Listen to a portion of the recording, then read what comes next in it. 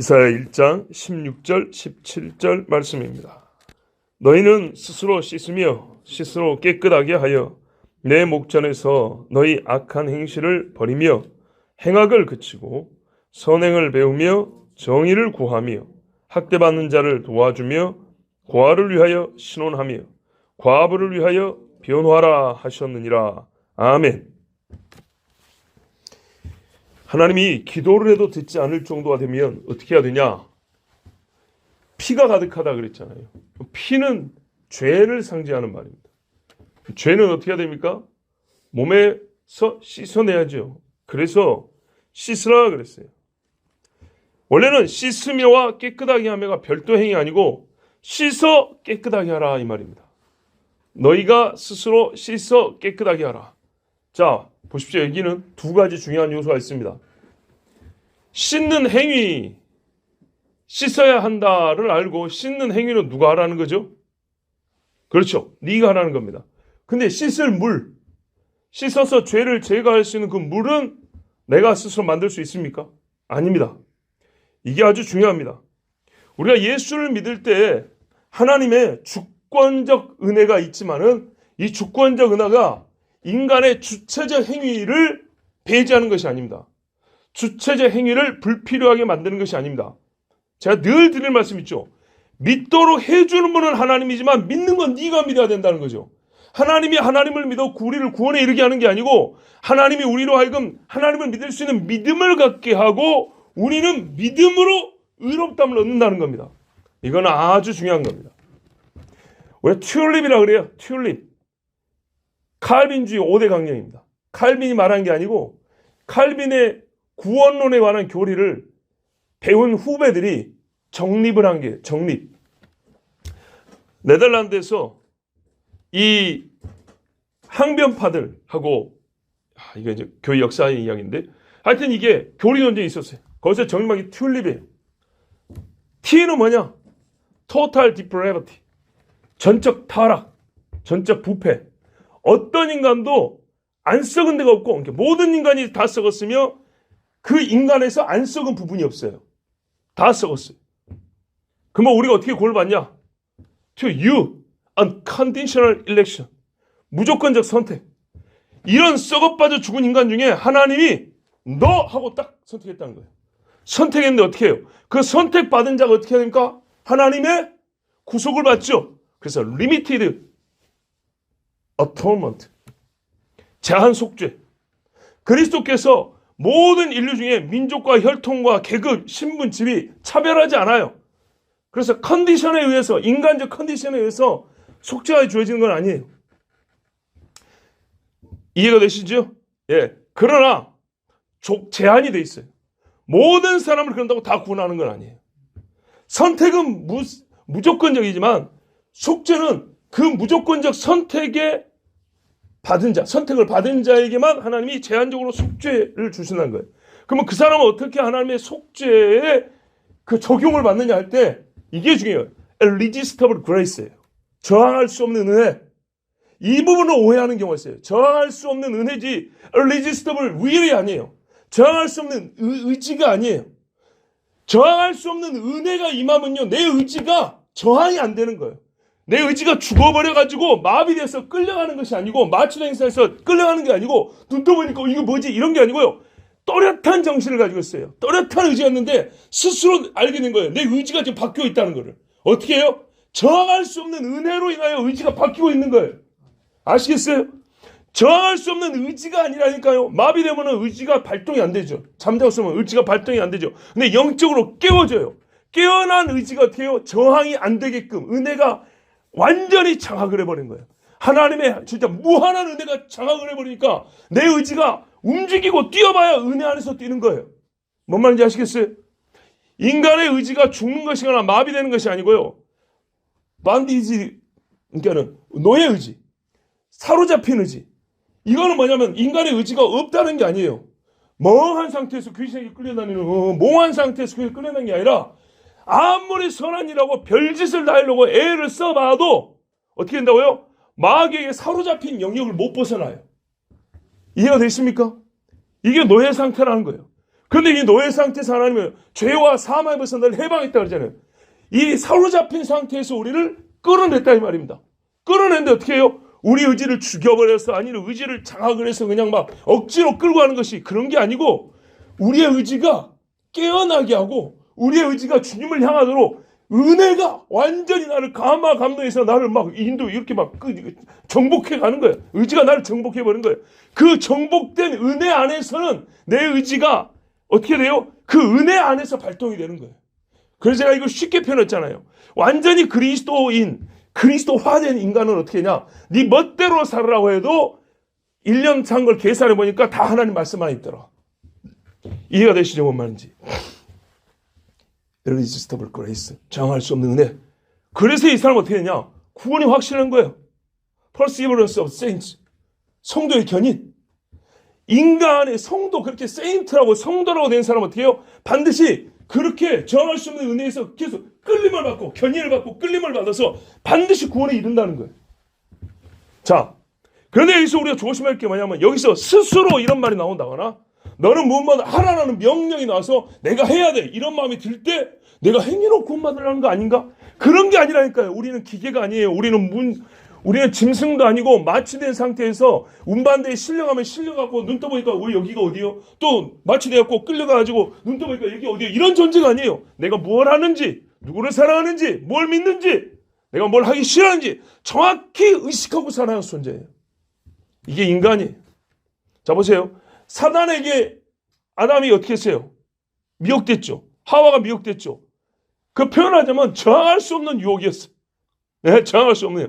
그러나 그 저항할 수 없는 유혹 가운데 뭐가 있었어요? 살아있는 인간의 의지가 있어요. 살아있는 인간의 의지. 이해가 되십니까? 중요한 거는 이 의지가 마귀에게 그렇게 최초의 인간조차도 마귀를 이기지 못하는 이 의지가 스스로 여기서부터 개화, 개선, 발전해가지고 구도를 하고 하나님을 찾아갈 수 있다는 이런 어리석은 생각은 망할 생각이고 이거는 불가능한 일이고 그러니까 어떻게 해요? 외부적 은혜란 말이에요. 외부적 은혜. 하나님의 하늘로부터 내려오는 은혜가 있다고 해요. 마귀새끼는 나와! 딱 끄집어내고 하나님의 은혜가 부어진단 말이죠. 사울에게 있던 다메섹에 왔던 사울에게 예수 그리스도의 빛이 쫙 비치잖아요. 그때 사울이 죽었습니까? 마비가 됐습니까? 누가 말하는지 정확히 알아먹었죠. 무슨 말을 하는지. 그렇죠. 지정의가 하나님의 영이 임하면 어떻게 해요? 우리가요. 몽환 상태까지가 더 또렷해져요. 훨씬 더 또렷해져요.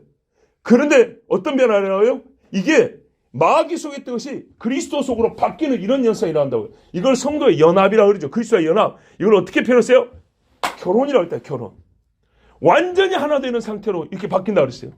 그전에는 마귀하고 완전히 하나 됐다면은 이게 100%, 180도 변해서 그리스도와 완전히 하나 되는 상태로. 근데 이 엄청난 변화를 느끼지도 못하고 이해도 하지 못하고 의식하지도 못한 상태에서 어느 날 눈 떠보니까 나를 바보로 만들어가지고 이게 은혜가 아니에요.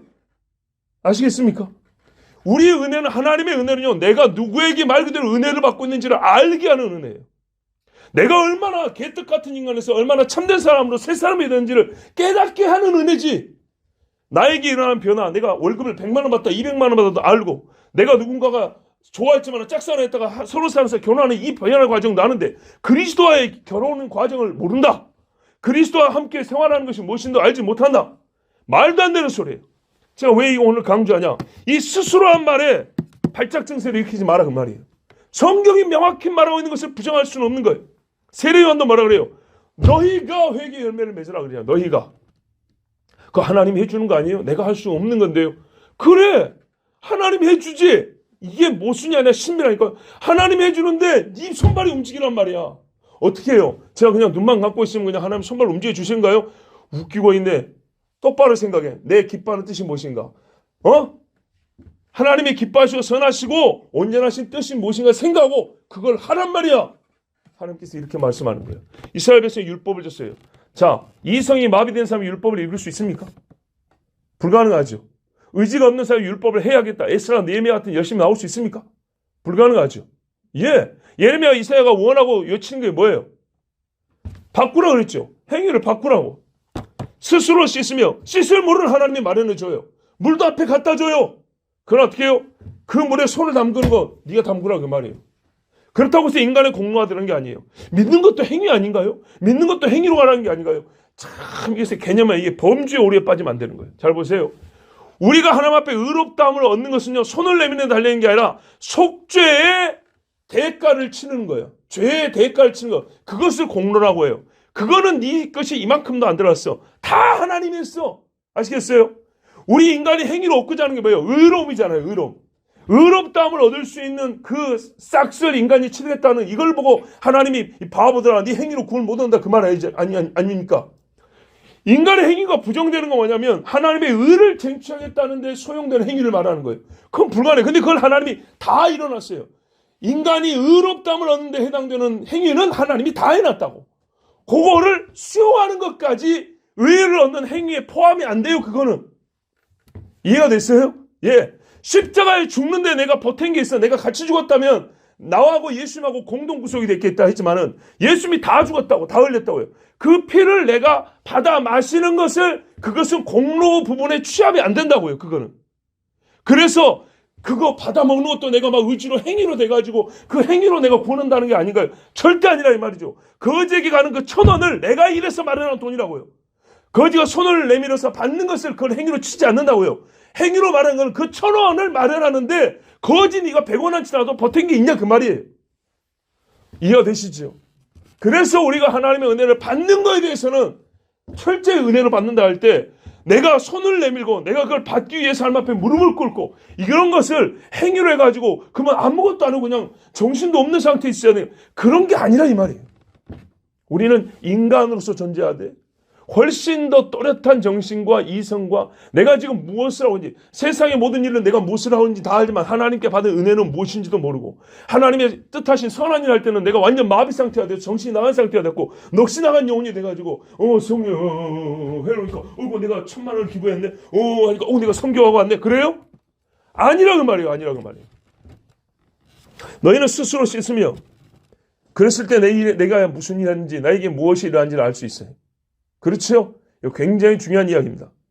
내 목전에서 너희 악한 행실을 버리며 행악을 걸치고 전부 다 보세요. 행위의 근원되는 힘은 하나님이 공급해줘요. 이미 율법 줬어요. 이미 하나님이 제사장들을 통해서 말씀해 주셨어요. 속죄의 제사법도 가르쳤어요. 그러나 어떻게 행위의 주체 액터는 넣어야 된다 이 말이에요. 아시겠습니까? 예, 마이티 능력은 하나님께 있는데 행위는 네가 된다 그 말이에요. 주여, 그러면 이것이 율법 시대니까 이러냐? 율법 시대는 이랬고요. 소위 은혜 시대라는 성령 시대는요. 이렇게까지 안 해도 돼요. 안 해도 돼요? 그럼 교회 와서 조용합시다. 떠들지 맙시다. 기도합시다. 이런 소리는 왜 합니까? 그리고 그래야겠구나. 새벽 예배도 나가야겠구나. 내가 오늘부터 새벽을 작정해야겠구나. 전부 다 자기가 작정해서 온 거 아니에요? 그렇죠. 그 작정하게끔 하나님의 은혜를 부어주셨죠.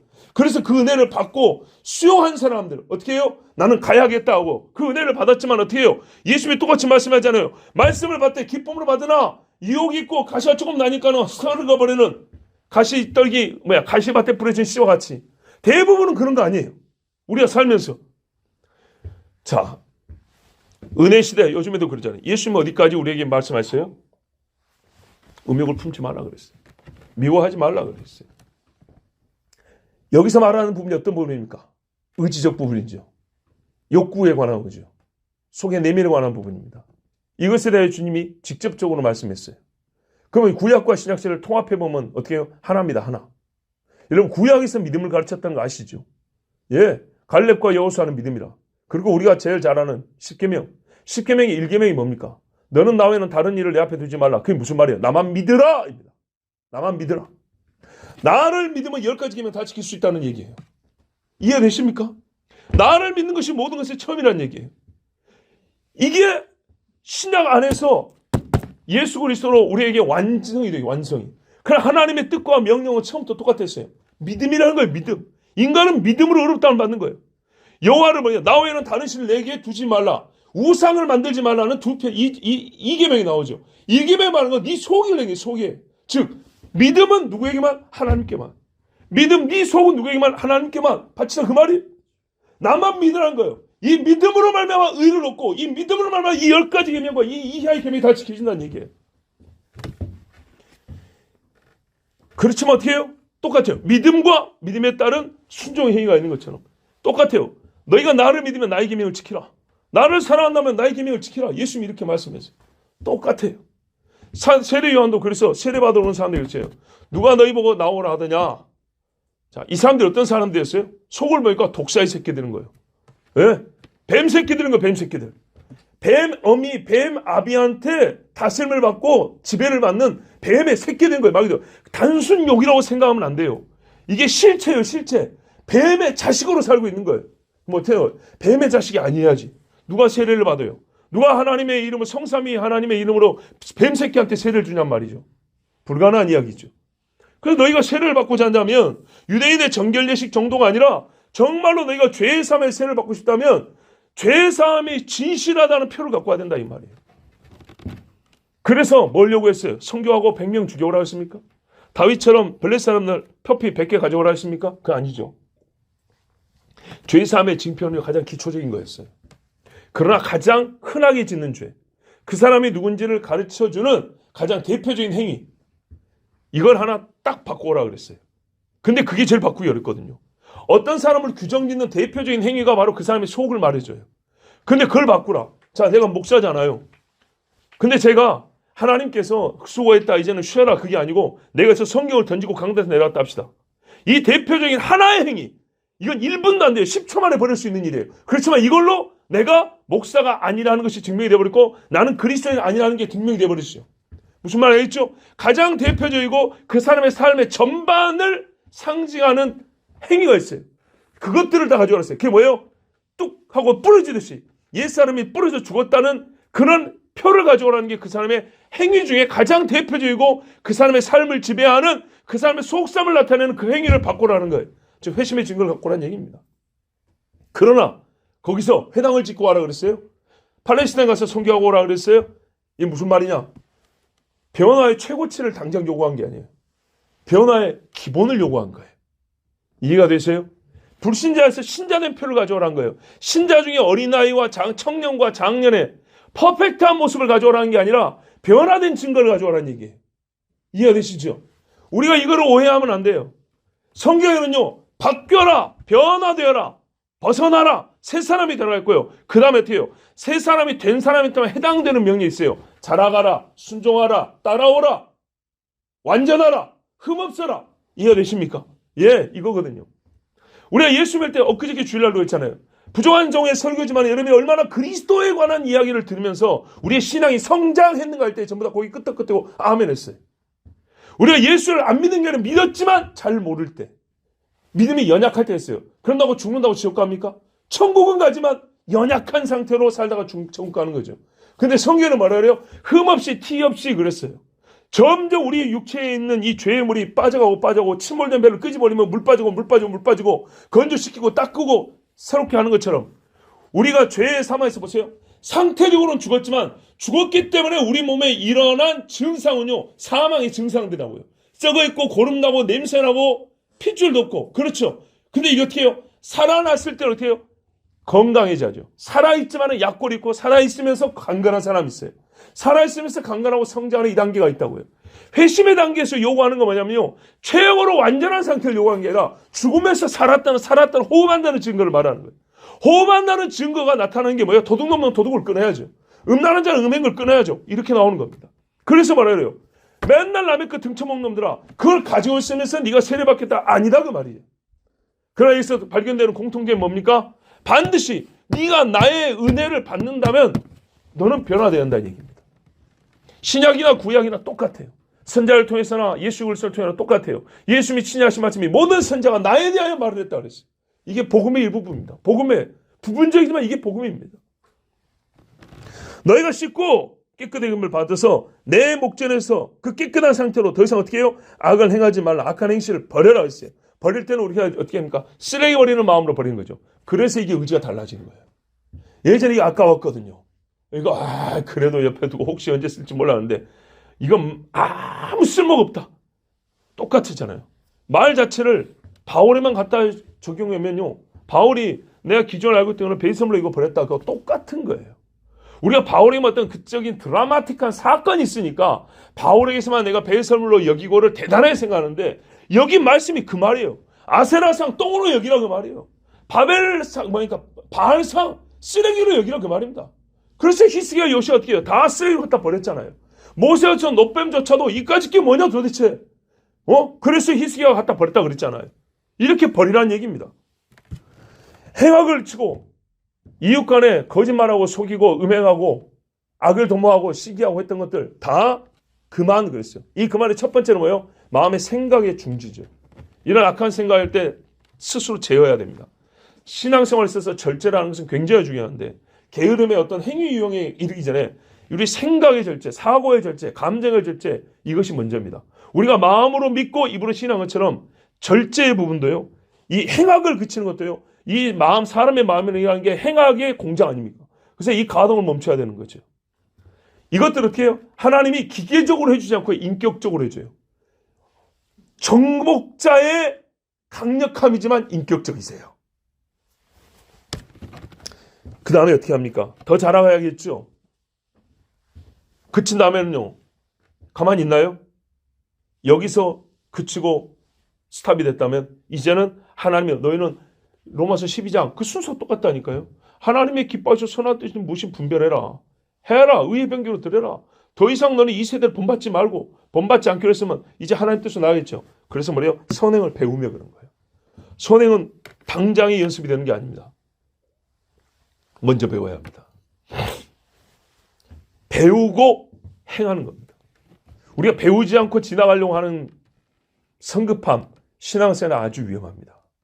정말로 위험합니다. 선행을 배우라. 이거는 꼭 말로 배운다는 건 아닙니다. 어떤 사람의 삶을 보고 배울 수 있습니다. 다양한 루트로 배울 수 있습니다. 그러나 분명히 나는 이런 삶을 안 살아왔기 때문에 배워야 되는 겁니다. 그래서 맨 처음 배우는 선행이 뭡니까? 예배입니다.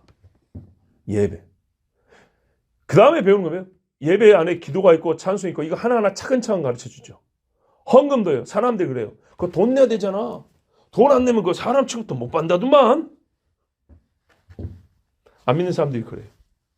믿는다는 사람들도 자기들끼리 모였고 약한 사람들끼리 모여서 말하면 아이고 헌금 안 하면 교회에서 사람 노릇도 못해. 집사님도 헌금 얼마씩 해? 이렇게 대화를 이어간다고요. 왜 그래요? 미안하지만 못 배워서 그래요. 누가 사람 노릇, 사람 대접 받으려고 교회에서 헌금하라 그럽니까?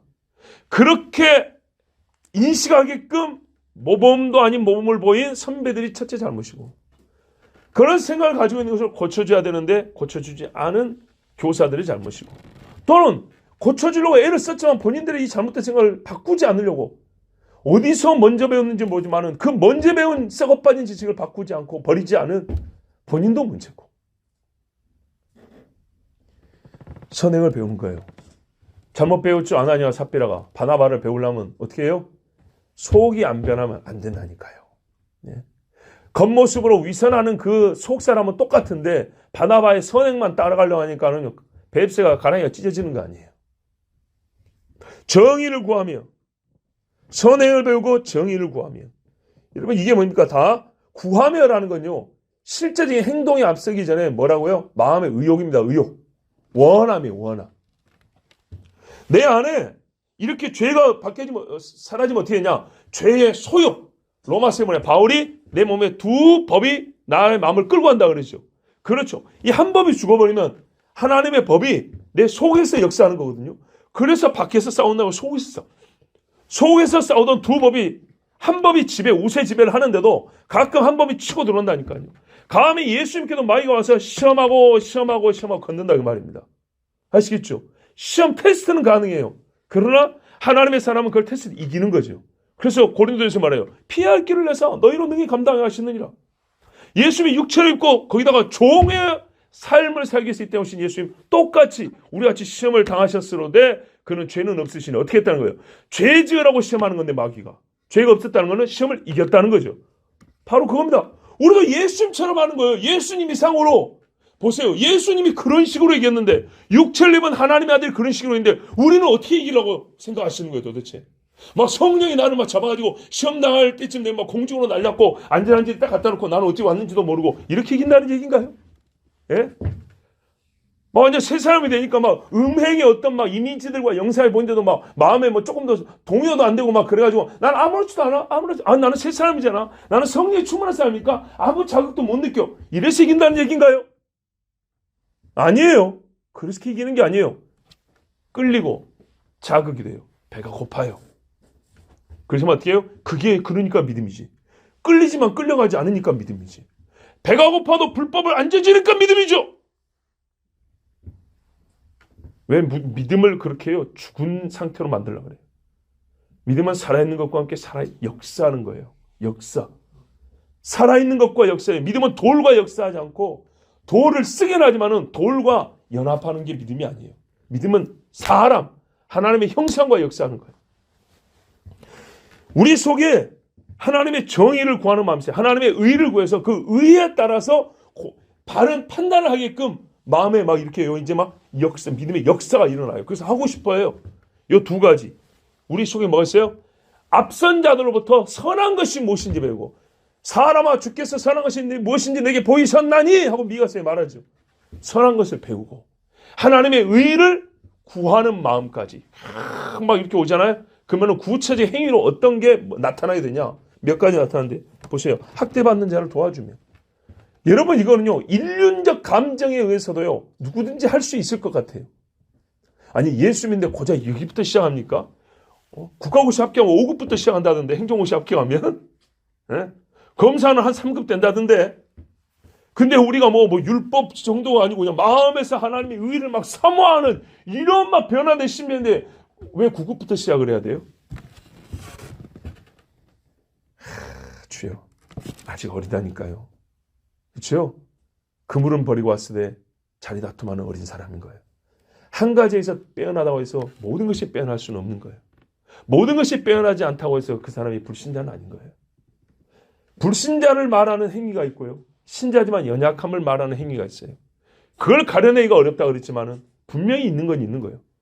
보세요. 사울이 예배 한번 실패했지만 그것은 불신의 표였고, 다윗은 살인을 저지르고 간음을 했지만은 그것은 죄는 지었지만 불신의 표는 아니었어요. 표현하자면 다윗의 지은 죄가 훨씬 크게 보이잖아요. 그렇죠. 그러나 믿음에 있는 다윗에게는요, 훨씬 더 큰 죄였지만 확실히 믿음이라는 증거가 회개의 눈물로 나타났어요. 사울에게는요, 예배 시간에 한 번 좀 잘못한 것 같고, 그렇죠. 사울은 그 예배 죄를 지적했을 때 그딴 소리 변명을 했죠. 그래서 그는 믿음이 없는 거예요. 뭔 차이인지 아시겠습니까? 우리 눈에 보이기에 크기 작은 게 문제가 아니에요. 큰 건 큰 거고 작은 건 작으지만 보다 본질적인 문제는 큰 죄라도 시인하고 회개하는 자에게는 큰 죄도 다 감춰짐을 받을 것이죠. 아무리 작은 죄라도 내가 왜 죄 용서를 구해야 되는지를 모르는 사람은 그 죄 때문에 죽을 것이요. 학대받는 자를 도우면 가장 인륜적인 기초적인 것부터 마음이 바뀝니다. 손이 나갑니다. 사실상 우리가 학대받는 자를 도와주며 수없이 들어도 실제 행위를 한다는 것은 살면서 수십 평생에 한 번이나 됩니까? 두 번이나 됩니까? 고아를 위하여 신원하며 고아를 위하여 신원한다. 이게 뭐냐면 사실 신원이 재판 용어단 말이죠. 앞에서 나왔죠. 만만한 상대를 피해를 주면서 재판을 빨리 종결시키고 싶은 게 사람의 심정이라고. 그런데요. 가장 만만한 상대, 누구도 돌봐줄 사람이 없어가지고 백도 없고 빚도 없고 후광도 없는 고아. 근데 얘 때문에 내가 이 재판하느라고 조사해봐야 돼, 증거 찾아야 돼, 변호해야 돼. 시간 엄청나게 있었어요. 사람들은 왜 그딴 놈 하나를 살려고 그렇게 판결하는데 힘들어해. 이러지만 나는 그 고아 때문에요. 진짜 진을 다 빼고 재판을 했어요. 이게 어떻게 선을 배운 사람이에요. 압제당하는 자를 구해주고. 이게 나왔네요. 그러면 과부를 위하여 변호하라. 역시 마찬가지입니다. 과부를 위하여 변호하라. 이걸 조금 제가 오버해갖고 말하면, 과장해서 말하면 대신 남편 노릇 해주라는 얘기죠. 오해하지 마세요. 둘이 무슨 부정한 관계를 맺으라는 게 아니에요. 그 집을 책임져 주기를, 그 집에 남편인 책임져 주듯이 그렇게 하라는 거예요. 그렇지 않고는요, 과부를 위해서 변호해주기가 어려워요. 물론 그 해당 사건에 관해서만이죠. 그 해당 사건에 관해서지만은 그 정도 열심히 아니고서는 사실은 과부를 위해서 변호해주는 것 자체가 어려워요. 보세요. 과업을 해서 배워줄 때 부인이 뭐라고 오해할까요? 그 오해를 불식시키면서 변호를 해줘야 돼요. 자식들이 아빠는 엄마한테나 잘하지 하면서 조금 아빠 수상해 이런 소리 할 때 그걸 어떻게 이해를 시켜하면서 과업을 해서 변호할 거예요. 그래서 과업을 해서 변한다는 게 정말 선한 일인 줄 알면서도 실천하기에는요, 생각지도 못했던 오해로 비롯된 정말 이 쓴 열매들이 맺어질까봐 이거 섣불리 이게 하기 어려운 일이에요. 엄청난 부수적인 책임과 오해와 근심 덩어리를 함께 안고 나중에는 누군가가 나를 대신 변호해줘야 될 상황에 처할 정도로 힘든 일이 사실은 과업을 해서 변호해주는 일이에요. 이게 어떻게 돼요? 선행을 배우면. 하나님에서 선행을 배우면 된다 이 말이에요. 하나님의 의의를 알고 그 의의를 사모하는 마음이 있으면 얘가 그러니까 정의를 구하니까 굉장히 뭐 사회 정의 구현 뭐 사제다 뭐 이딴 식의 생각이 그게 아니고요. 원문에 공의를 찾으며 예. 금맥을 찾듯이 말이죠. 이게 죄를 씻고 나니까 이제 배가 고프고 갈증이 나잖아요. 그 갈증이 무엇을 향함이냐? 하나님의 공의를 향한 갈증이에요. 그래서 어디 하나님의 의의가 있습니까? 하면서 막 간절히 찾는 거예요. 물 찾듯이. 그런 심정이 되면요. 뭐가 돼요? 압제당하는 사람, 학대받는 사람은 떡 한 덩이라도 줄 수 있어요. 압이 없는 자를 위해서 판결할 수 있고 과업을 위하여 변호할 수 있어요. 자, 어디서부터 시작해서 어디까지 이른지 보십시오. 이걸 단순히 사회적 도덕, 사회적 의의 정도로 생각하면 이런 걸 보고 정말 세상에서 뭡니까는 사회 정의 운동하는 사람들의 행동 강령 정도밖에 안 돼요. 그리고 결국 누가 안 일할까봐 율법시 따라서 꼭 행위를 강조하는구나 결국 이렇게밖에 해석이 안 돼요. 그런 말씀 안 돼요. 이사야서는 뭐예요? 구약 시대 예수 이전에 들려오는 최고의 복음이에요. 하나하나 우리가 그 말 뜻을 생각해보고 하나님의 심정, 하나님의 그 속에 들어있는 하나님의 뜻을 생각해보면 우리가 말하는 예수 그리스도로 말미암아 주어진 의와 신자의 이 제자로서의 삶, 이게 뭡니까? 그대로 이 말씀에서 다 발견돼요.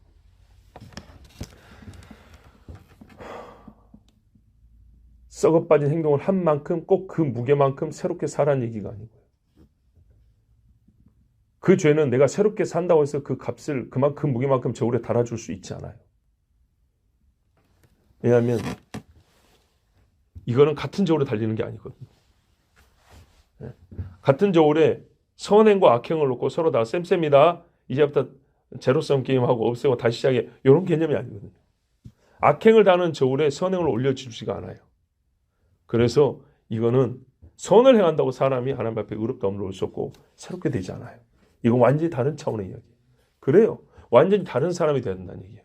완전히 새 사람이 되어야 한다는 거예요. 우리 신약 성경 표현대로 새 사람이 되었을 때 그 새 사람의 증거가 새 사람의 삶이 실제가 하나님 눈앞에 죄 지을 때처럼 하나님 눈앞에 나타난다. 너희는 내 목전에서 내 눈앞에서 내가 항상 보고 있는데 항상 보는 눈앞에 항상 나타나야 한다는 거예요. 이것이 하나님이 우리에게 오늘도 명하시는 말씀이고 정말 생명 얻은 자가 생명의 삶을 사는 것입니다. 기도하겠습니다. 하나님 감사합니다. 오늘도 우리에게 말씀해 주셔서 감사합니다. 지나치게 약하게 준비하였어도 하나님이 과하게 부어주시는 은혜로 말미암아 오늘 증거하였습니다. 주여 우리가 선을 배우게 하시고 하나님의 공의를 갈급하여 찾게 하여 주셔서 우리 예수 믿는 자가 가장 기초적인 것부터 선행의 완전함, 하나님의 의의 완전함에 이르기까지 아버지 그 나라에 이르기까지 우리가 완전히 하나님의 뜻에 합한 삶을 살게 하옵소서. 베드로도 말했습니다. 너희가 하나님의 성품에 참여하는 자가 된다. 하나님을 닮아가는 자, 그리스도를 닮는 자가 된다 했습니다. 주여 우리가 그리스도를 닮기까지 정말 그리스도와 완전히 연합되어 그 삶이 내 속에 그리스도가 있고 그리스도가 내 속에 있듯이 아가서의 말한 대로 나는 그에게 속하였고 그는 나에게 속하였다.